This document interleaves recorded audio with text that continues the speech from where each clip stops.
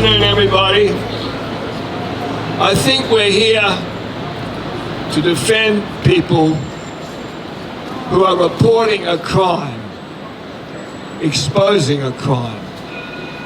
And instead of these crimes being, or alleged crimes being investigated, and if appropriate, prosecuted, some of the most dreadful crimes you can imagine, the person that reports the crime is either put in jail or charged with some kind of bogus racist charges. It's just unbelievable.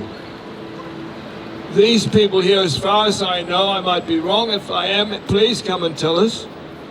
These people have reported crimes, they've tried to do the responsible thing, and they have been set upon by this monster machine of government and government money and government agencies that all get paid to set themselves against people reporting crimes. It's absolutely unbelievable. In the case of Mary Kostakidis, one of Australia's most respected journalists, the anchor of SBS News for 20 years, did a report on the situation between Israel and Gaza, and now she's been set upon by the government and its so-called anti-discrimination laws, 18C, for racism. This is not racism, it's so absurd, it's not funny. She's criticising the actions of a government. As far as I know, there's been no mention of race or religion in anything she reported. But they're using that as the pretext to have a huge amount of trouble and expense in defending herself. I don't know the exact terms. I think she could even have to pay damages to the Zionist Federation of Australia for allegedly racial discrimination, causing offence. I mean, it's just so preposterous that anybody would laugh at it. I mean, it's absurd. It's got nothing to do with racism. But you want to know where all the racism's coming from? It's not coming from the people in Australia. We all get on very well. We always have. I've been here for over 70 years, and apart from a few attempts at humour, making jokes about Irish people, or it might be Italian people or other people, who generally laugh at it because they're funny, it's now been weaponised and taken completely out of context to silence criticism. These laws have got nothing to do with discrimination. The discrimination has been conjured up as a pretext to make laws against discrimination to silence criticism. It's very, very dangerous. The misinformation and disinformation bill is even more dangerous, and it's right on the cusp of being passed. If the Senate doesn't throw it out, we're going to be living in a police state. All dictatorships begin by outlawing and criminalizing speech. This is cut straight out of the Bolshevik playbook, straight out of the Nazi playbook.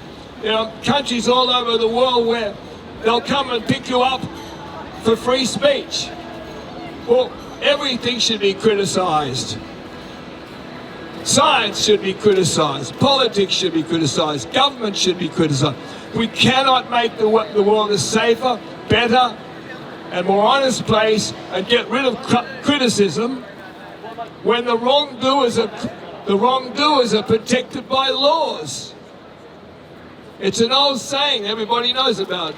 The so-called libel laws and defamation laws are about basically protecting the wrongdoers. And this is exactly what these laws are. Because the racism and the division is not amongst the community, it is being conjured up by the government and the media You cannot turn on the TV for more than 30 seconds without them playing the race card. We don't play the race card. The government plays the race card. The lawyers play the race card. The media plays the race card. And it's all about division. When you stop and think about wars and all of this that's bad in the world, they use the race card. And it's not the people using the race card, it's the establishment. And if you fall for it, you're a damn fool. Because if you don't stand up for free speech, we will be living in a dictatorship. That is exactly what they're aiming to do. Little by little, in small increments, they are rolling out a dictatorship. Totalitarianism. Some say it's fascism, some say it's communism. Doesn't matter what you call it. It's all about rule by despots that are responsible for starting wrongful wars, starting mandates on medical treatments where there should be informed consent. We better take this seriously because we're right on the doorstep of entering into a Soviet-style dictatorship. Anyway, that's all I've got to say. The situation with Mary Kostakidis being prosecuted for reporting is absolutely outrageous. And I hope when she gets to court, there will be thousands of us outside the court demanding justice. Anyway, free the truth. Thank you, Billy.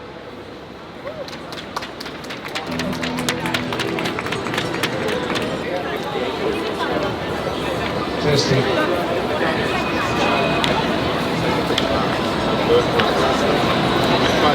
Welcome to the 258th Julian Assange Sydney Town Hall gathering. The most basic principle we can learn from Julian Assange is that we all need to know the truth of how the world works so that we can ensure peace, justice, and freedom.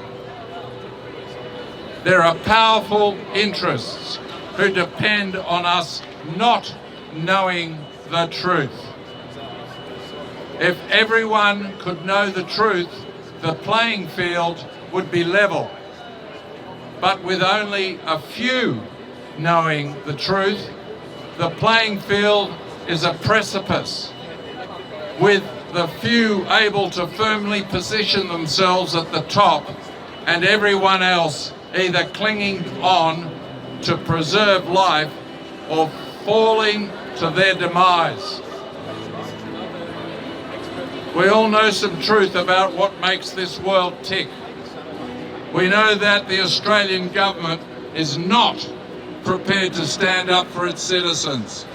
It did not stand up for Julian Assange and allowed him to be tortured for nearly 14 years in the UK before he was forced to sign a plea deal with the US in return for his freedom. We know that the Australian government has Dan Duggan, an Australian citizen who hasn't broken any Australian laws, in a maximum security prison. Dan has been detained in terrible conditions for over 2 years, with the first 19 months spent in solitary confinement. We know that Mary Kostakidis, the former SBS newsreader, has been charged under the Racial Discrimination Act for sharing a couple of tweets critical of Israel's actions in Gaza. Mary has rightfully stated, quote, I quote Mary Kostakidis, "Imagine a situation where we can criticise our own government's policies and actions, but not those of another state, depending on how powerful and cashed up their lobby groups are," unquote. We also know there is a worldwide push to suppress free speech with misinformation and disinformation legislation. Our own government is working on amending the Broadcasting Services Act of 1992, claiming that it wants to safeguard Australians from the harms of misinformation and disinformation. While everyone can agree that misinformation and disinformation are problems, giving the government the power to determine whether something is misinformation or disinformation is undeniably having a chilling effect on free speech.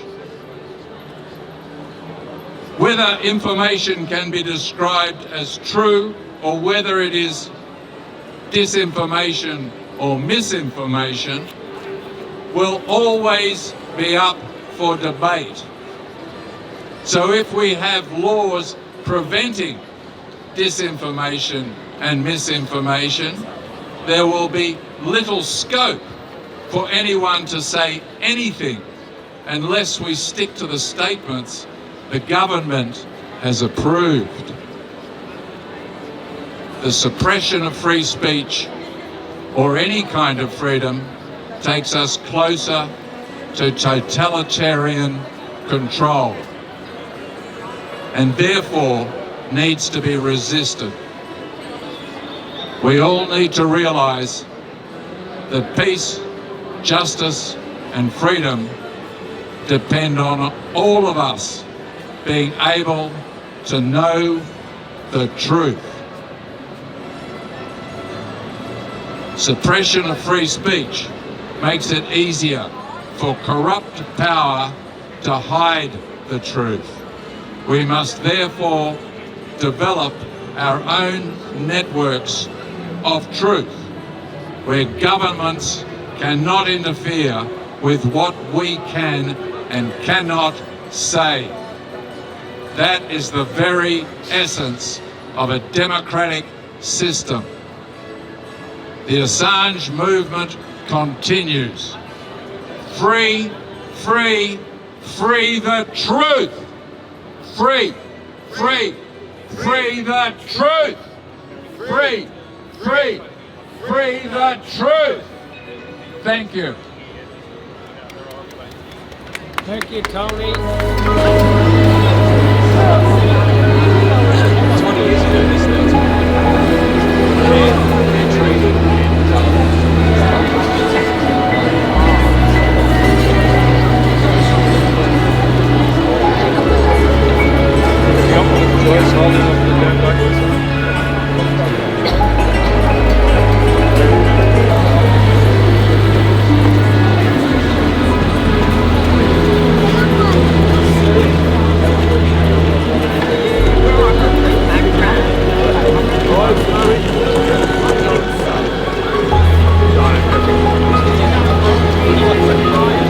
This is my excuse for not being here.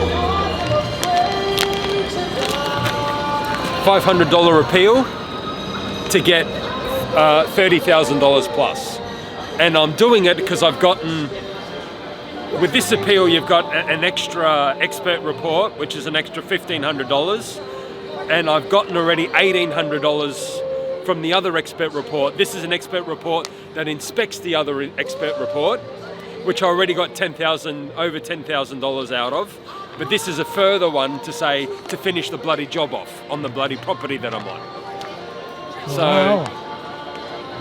and that's Julian's way. Julian versus the United States of America. Yes, we acknowledge in a corrupt or a biased system, but in terms of as an example to us, it's got to be us versus whoever, Woolworths or whatever the state government. And if not that, then you go into there, as Tony has acknowledged several occasions, you got to go into the wolf's lair. They're all wolves, manipulating wolves. You got to go into their lair, which is their annual general meeting, abide by their wolfish tactics or their rules. But you get that 2 minutes at the microphone to incorporate whatever you've got into whatever their financial record, balance sheets, revenue statements are. That's it. That's the PR from this, the takeaway from this, to go out and do whatever you got to do on your own. So this is me being a bush lawyer. DIY yourself and have a crack. You just. I was inspired by a guy who rocked up here maybe now going on 2 years ago. He was in a wheelchair. He had a taxi driver up there. He rocked up here for the first hour and said, I've got this issue with my bloody landlord who's not doing this and that. He went to the tribunal and he lost. But he went on his own voice. Whereas I've gone in my own voice, explaining expert reports that I've submitted. That was his downfall. I've gone, I'll do the same thing, but I'll go in with my voice explaining documents that I've got, their acknowledgement of being experts to that basically tells them this is what's got to be done. They've accepted that, and that's where I've gone on, and he's been knocked over. But I haven't seen him since. He's my inspiration. Without this, him being here and this setup being here and him coming here, this I would never have done. He said, I'm not going to have a crack after that, and I haven't seen him since, and I haven't talked to him since. But I'm saying, have a crack. The cheapest expert report you can get is $600. And you pay, like for this appeal, $500, but I'm seeking $30,000. For a $600 expert report, you could get $10,000 plus, which is what I got. So but it was never finished. Do you get to do the expert report? But then you got How do you go about getting an expert report? Oh, you go on Google and you just type in inspectors, private inspectors, and I went to Alpha Inspector First Reports. So they've got a whole version, all varieties of reports, from your basic $600 report, which was 2 years ago when I started this, to a very detailed Australian standard based, line by line Australian standards, international standards and codes based report that's over $3,000. I'm going, no, I'll go to the basic one, and then I'll do my 100 hours of the procedures of the tribunals and courts. I'll learn that up, and then I'll use those procedures and push the expert report, and it worked. But it took to December 2022, and I finally got it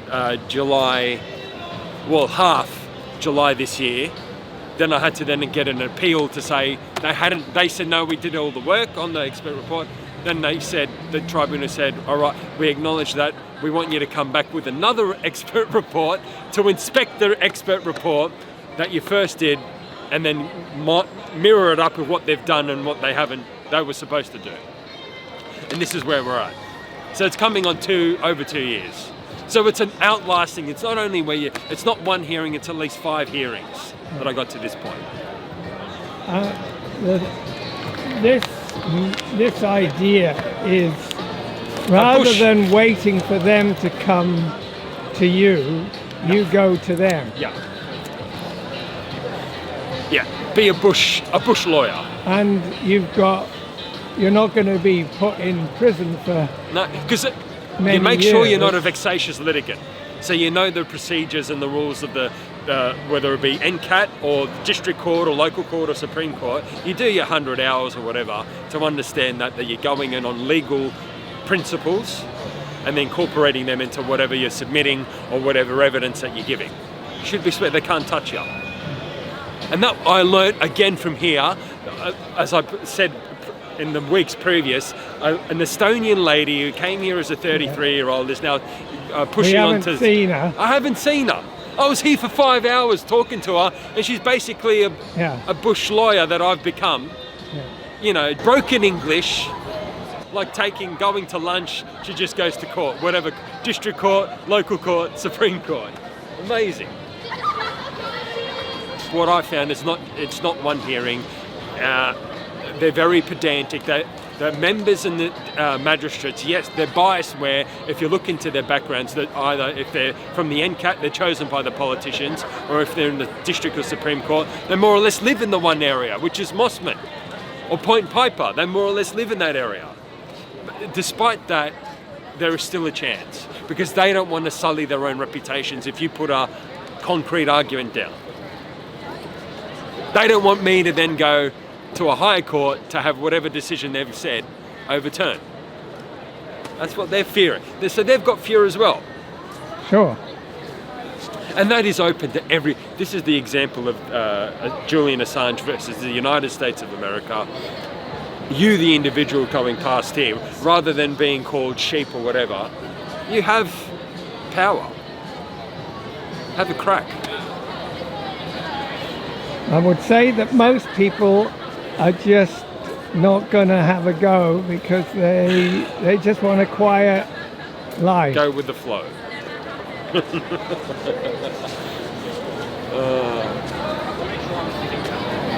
My take. One of the weird takeaways that when I was here last was the ending of kind of off topic, but it ties in the whole Trump thing, especially the Andrew Hinchcliffe, where his version of comedy in attacking people, attacking reputations, attacking people personally, insult comedy. I was taping Survivor and I taped over what was the program before, which was Young Shelton. And then when you look into that, at the end of the credits, you've got this, what is almost a subliminal message, but you've got lines of like what you would call like an ideas card or something like that. But it's then called a sentiment card from the actual producer of Young Shelton, and he's produced Dharma and Greg, and he's done it on all the productions that he's had. But the one that I picked, this was number 736, and he was talking about the comedian Don Rickles, and he called him the father of insult comedy. Why in this day and age hasn't Don Rickles been totally wiped off, his name wiped off of every known public, publicly spoken word, but basically this whole idea of cancel culture. The stuff that he was saying, totally unacceptable today.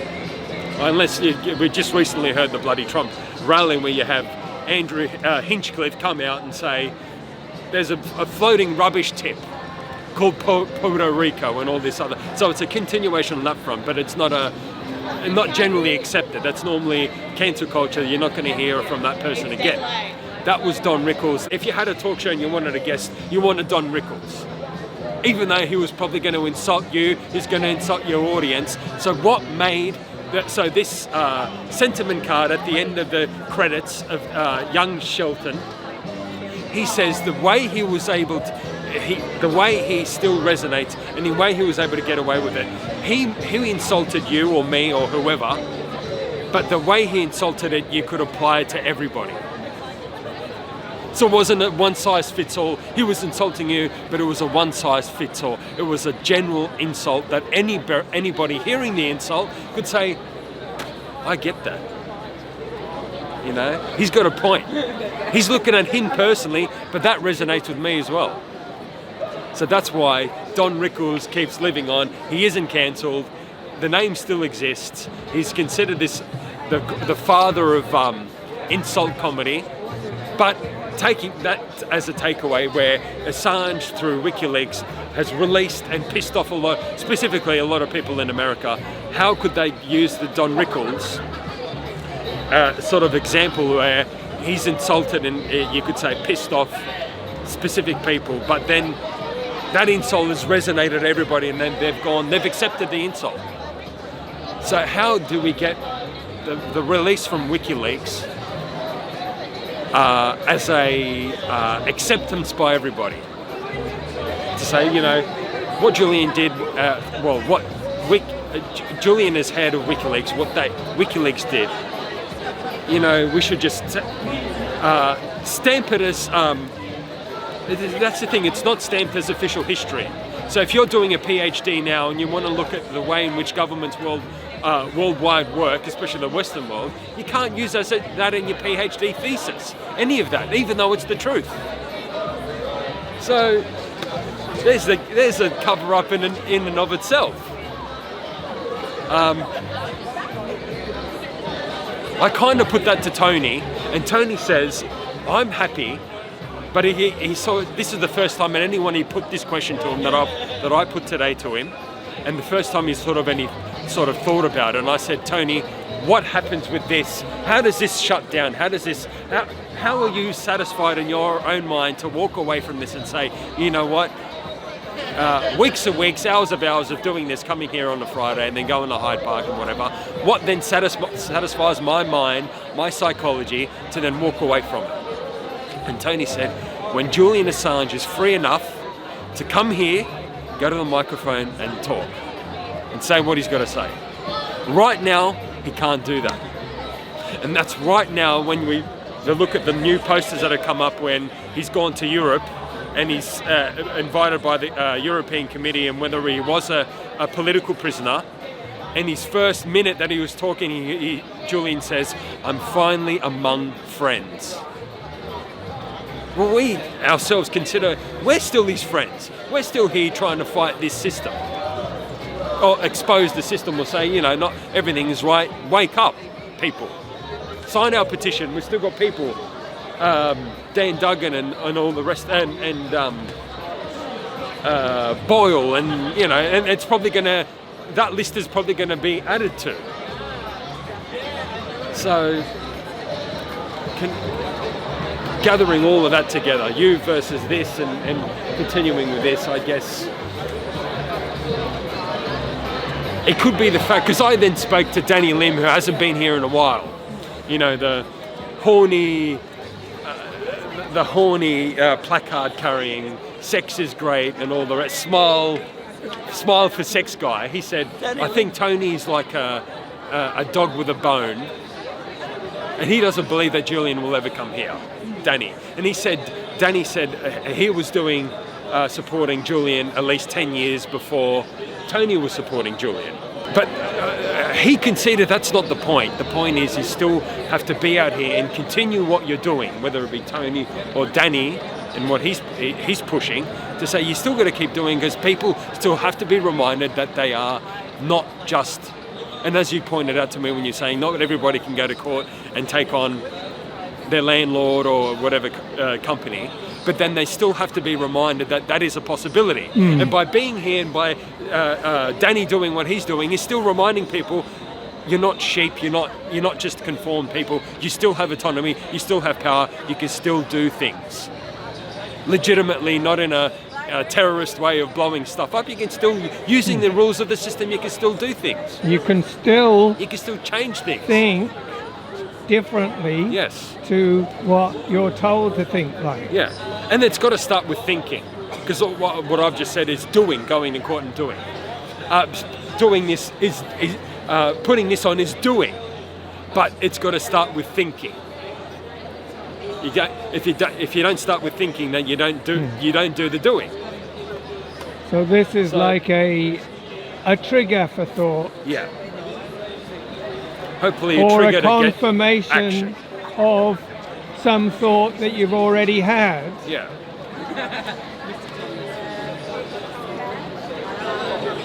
Yeah, so check out those sentiment cards, whether it be Dharma and Greg, Young Shelton, Big Bang Theory.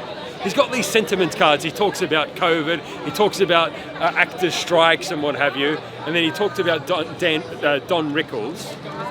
Don Rickles, and why he hasn't been cancelled, and why he's broadcast something out that obviously you could say emotionally or psychologically injures people, but yet still resonates, it's still accepted to this day what he said. He hasn't been cancelled, he hasn't been shunned. And I think whatever Julian's done, whoever he's pissed off, when that can be put to bed, and then that what WikiLeaks, which is still available, whatever is exposed, is then accepted by citizens and governments, so specifically governments that are still, it's really the governments that are not allowing Julian to come here, go to the microphone and say what he's got to say because of our agreements. with whatever the states. He's got to go to the Europe to say what he's got to say, and say I'm finally among friends, and not have the risk of being deported to a bloody prison or whatever, or a blacked out court. This resonates with me because my father came here under the Solidarity movement, and he still had his mind on what was going on in Soviet-controlled Poland. And his thought was, straight away when he came here, I still have to support what's going on there. I have to do a protest. I have to do some sort of a protest, something here that still supports what's going on there, even though I've come here to Australia away from what was going on there. Because they put me in prison for at least 8 to 9 months, and then they held a gun to me and say, if you keep doing what you're doing, you're going to get this. So then he's gone to a map. He's gone, what's the furthest place away from Poland and Russia? It was either America or Australia, and Australia was further than America, and we've come here. So when he was here, what does he do? He does he does your standard protest in and around Sydney, like you're doing here, placards and what have you. But then he's ramped it up and gone hunger strikes, and he's done it in Canberra underneath the Russian embassy. Oh. And he did that for at least 3 to 4 weeks with the placard hunger strike. In support of the Polish... Yeah, the Polish solidarity, somehow abolishing the control that Soviet Russia had on what you would call the satellite states in and around what the territory of Russia was. That was just before the wall came down? Well, 1982, 1983 was when he was in prison, but before 1982 and 83 he was doing the union strikes on site in the factory, organising the workers to drop tools. We're not working until X and Y is done, or doing general protests in the main street of the city, Wadowice. And he kept doing it until he got on their nerves, and they started grabbing him, bashing him, and then eventually they threw him in to prison for at least 8 to 9 months on the the border between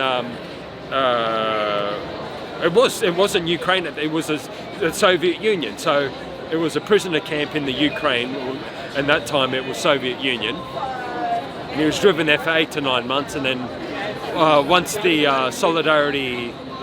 once the wall came down, then the wall came down in 91, so this was still a decade away from that. Ah. So 82, 83, so there was, and the wall comes down in 91. We came here in 83, and I was born in 83, so... Right. So this was like, there was a Solidarność, Leafleting. Yeah, Lech Wałęsa,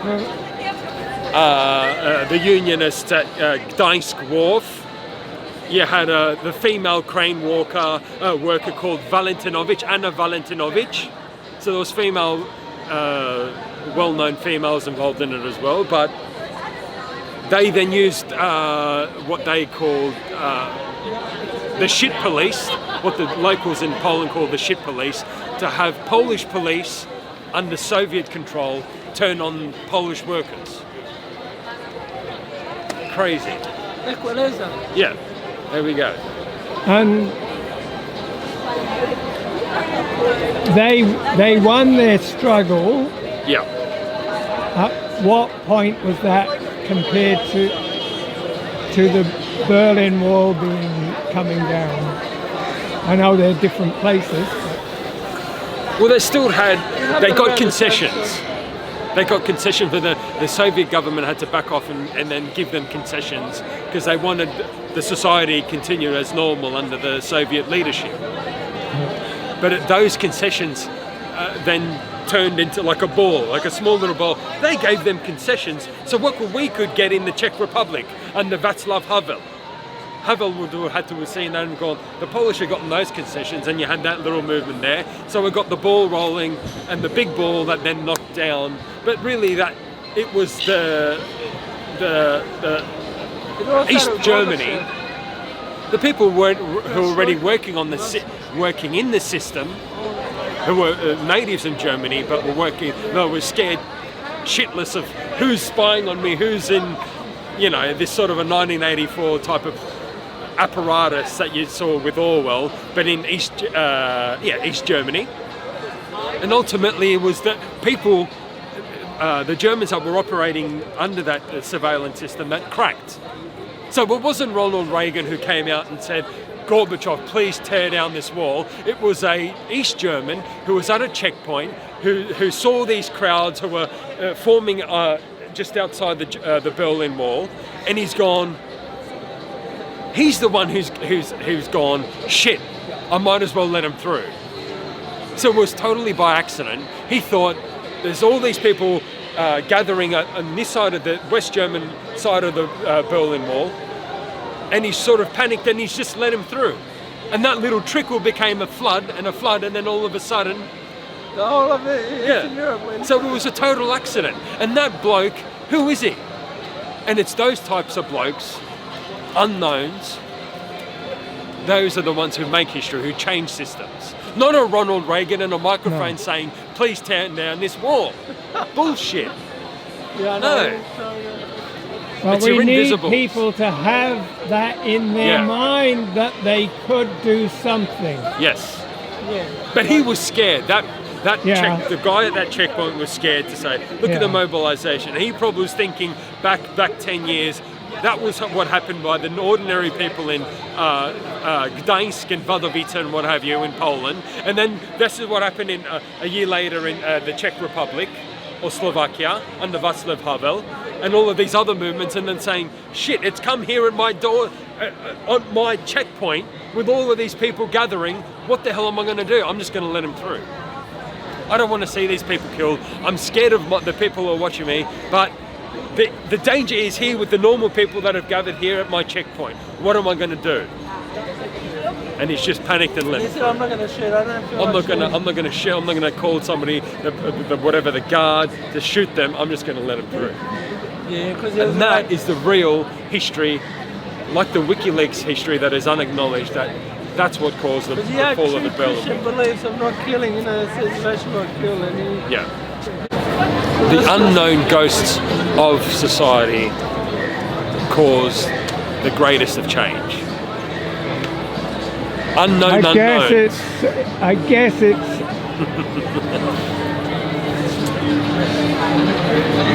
you can't predict what the future is going to turn out like. No. You can have a go at predicting, but you're very unlikely going to have everything down to a T. Yeah. Yeah, like because what it looks like it's going to do, people are saying, well, it looks like it's going to do that, so we're not going to do that. So you can't really predict it. No. But you can't wait until everything is perfect, because I've done my submission and I could have done it more perfect. I've just run it off the application, whereas what I should have done is had my own, had the application separate, and then have my own submission with my own page titles and numbers on it, rather than just going off having the appendix going, just having my reasons in the submission itself, in the application itself, and then the appendixes off the application itself. Being a perfect submission to the whatever court, you would have your own submission and have your own endnotes and page numbers in your own submission, separate to the application, and your appendixes to your submission. But I didn't wait for that. I just got to submit this. My substantive cases in my expert reports, I've presented them, and the case should shake out of the substantive, the core of what I'm presenting, not the perfection of how it all links together. That you can do in your oral argument, your oral presentation.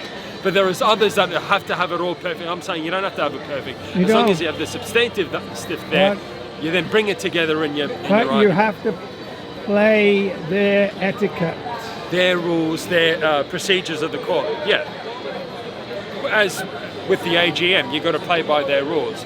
But you've got to go into the wolf's lair, into that subjective, the corrupt space and then push, somehow get your view across to them.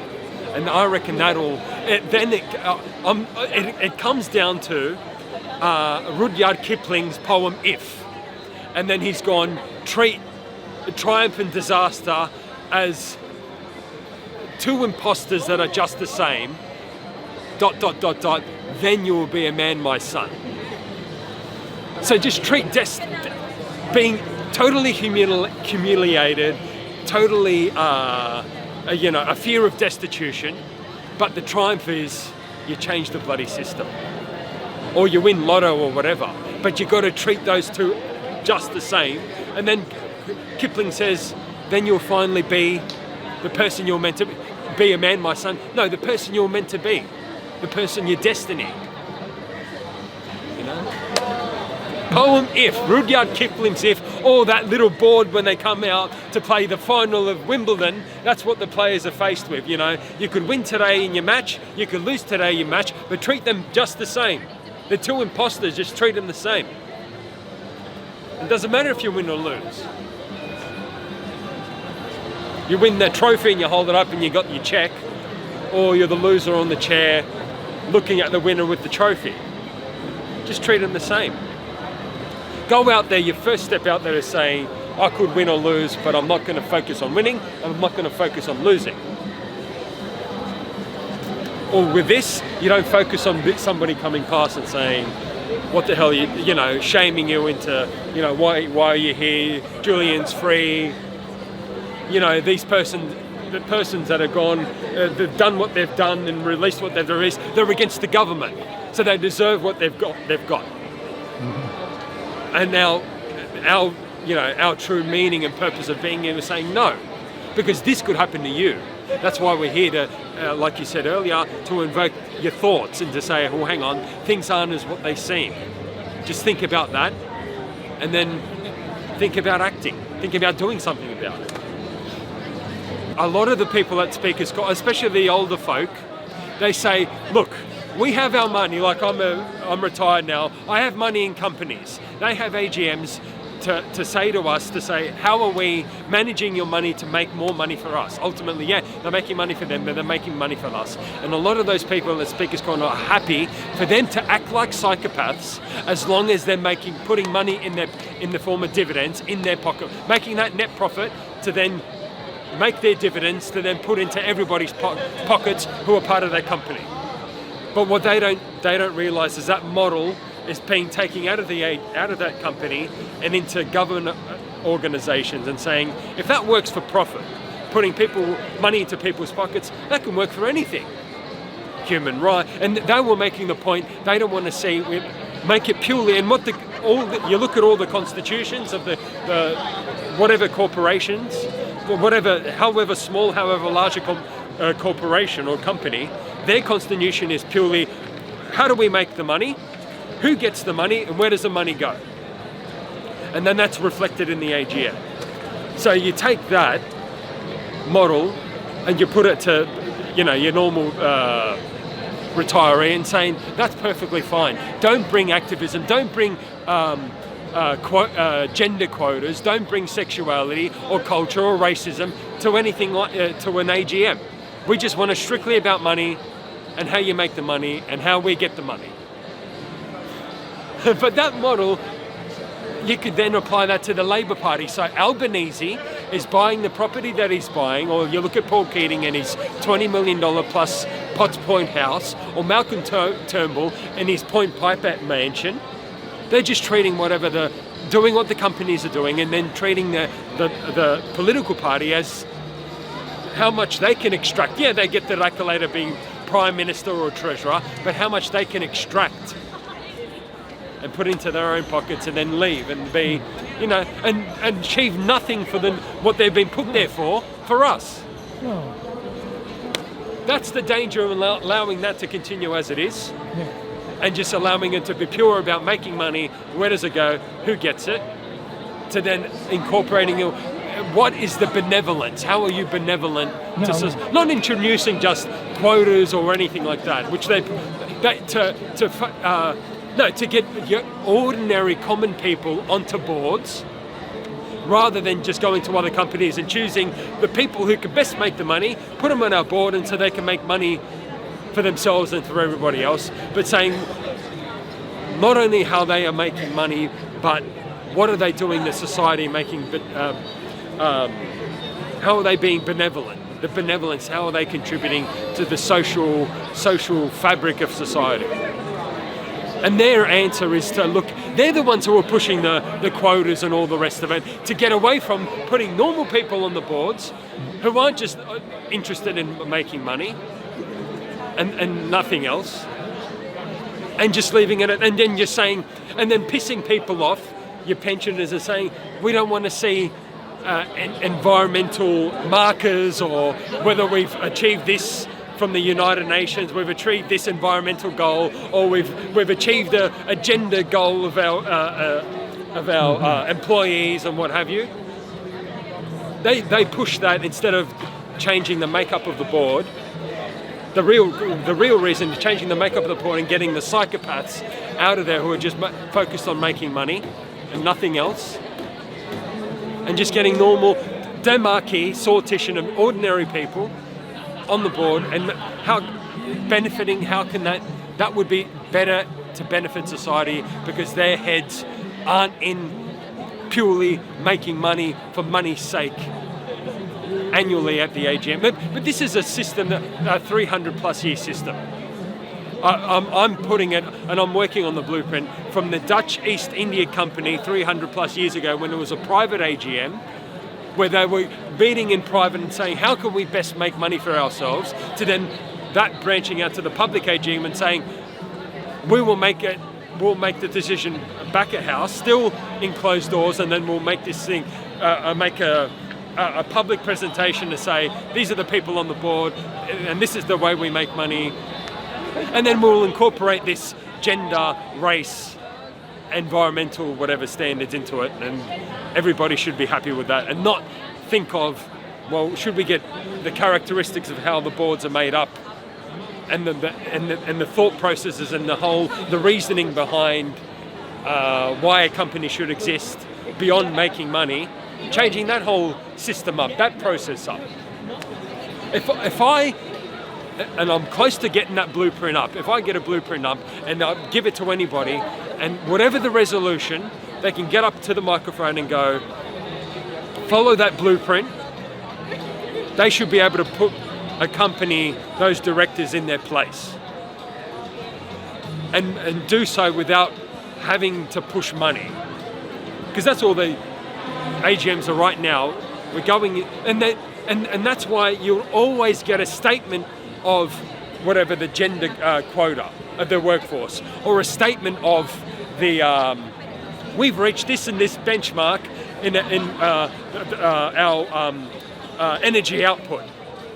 That will never be in their constitutions. Once you change the constitution to look at how are they benevolent to society, that's when they'll back off to being totally focused, psychopathically focused on how we make money, because then their constitution dictates to them, well, hang on, we've got to look at the environment and whatever social norms, without just making statements beyond that.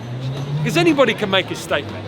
And then they'll say, well, we're not going to be, it's not ours to patrol those statements, it's the lawmakers or the police or whatever.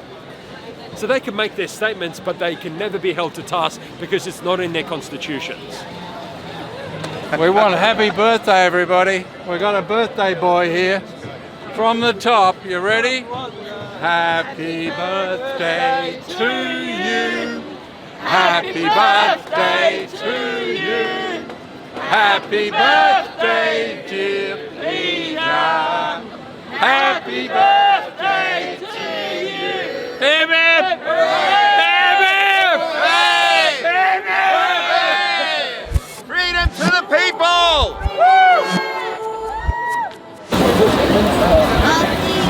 So Denise, these are all my friends here that celebrated my birthday today. Say hello to my sister Denise. Hi Denise. Yeah, see? This is what you do. This is what happens when you do some good things.